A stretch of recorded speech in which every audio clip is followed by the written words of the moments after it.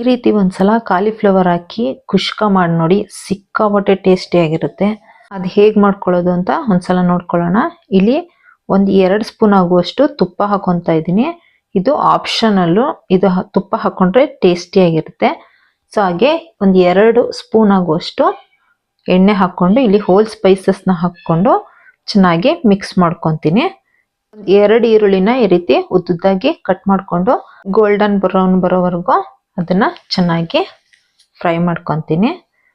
ಅದು ಫ್ರೈ ಆಗ್ತಿದ್ದಾಗೆ ಇಲ್ಲಿ 4 ಹಸಿರುಮೆಣಸಿನಕಾಯಿ, 1 ಕಪ್ ಆಗುವಷ್ಟು ಪುದೀನ ಸೊಪ್ಪು, 1 ಕಪ್ ಆಗುವಷ್ಟು ಕೊತ್ತಂಬರಿ ಸೊಪ್ಪು ಹಾಕೊಂಡು ಚೆನ್ನಾಗಿ ಮಿಕ್ಸ್ ಮಾಡ್ಕೋಬೇಕು.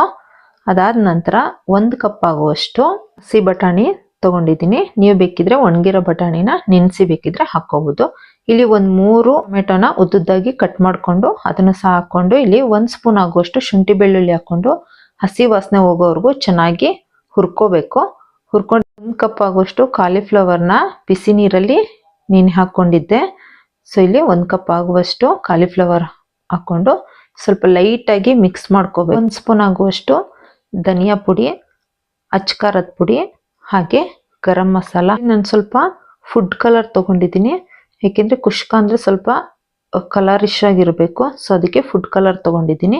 ಇದು ನಿಮ್ಗೆ ಆಪ್ಷನಲ್ಲು.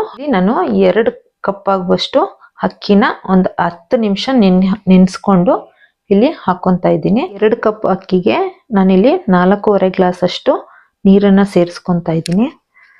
ಸೇರಿಸ್ಕೊಂಡು ಇದಕ್ಕೆ ರುಚಿಗೆ ತಕ್ಕಷ್ಟು ಉಪ್ಪನ್ನು ಸೇರಿಸಿ ಚೆನ್ನಾಗಿ ಒಂದ್ಸಲ ಮಿಕ್ಸ್ ಮಾಡಿಕೊಂಡು ಕುಕ್ಕರ್ ಲಿಡ್ನ ಕ್ಲೋಸ್ ಮಾಡಿ 3 ವಿಷಲ್ಲು ಕೂಗಿಸ್ಕೊಂಡ್ರೆ ಸಖತ್ ಟೇಸ್ಟಿಯಾಗಿರುವಂಥ ಕಾಲಿಫ್ಲವರ್ ಕುಷ್ಕ ರೆಡಿಯಾಗಿದೆ. ನೋಡಿ, ಉದುರುದುರಾಗಿ ಚೆನ್ನಾಗಿ ಬಂದಿದೆ.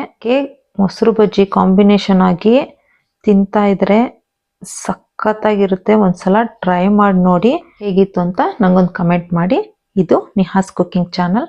ಸೊ ಪ್ಲೀಸ್ ನನ್ನ ಚಾನಲ್ನ ಸಬ್ಸ್ಕ್ರೈಬ್ ಮಾಡ್ಕೊಳ್ಳಿ, ಲೈಕ್ ಮಾಡಿ, ಹಾಗೆ ನಿಮ್ಮ ಫ್ರೆಂಡ್ಸಿಗೆ ಶೇರ್ ಮಾಡೋದನ್ನು ಮರಿಬೇಡಿ. ಮತ್ತೊಂದು ವಿಡಿಯೋದೊಂದಿಗೆ ಭೇಟಿ ಆಗ್ತೀನಿ. Thank you for watching.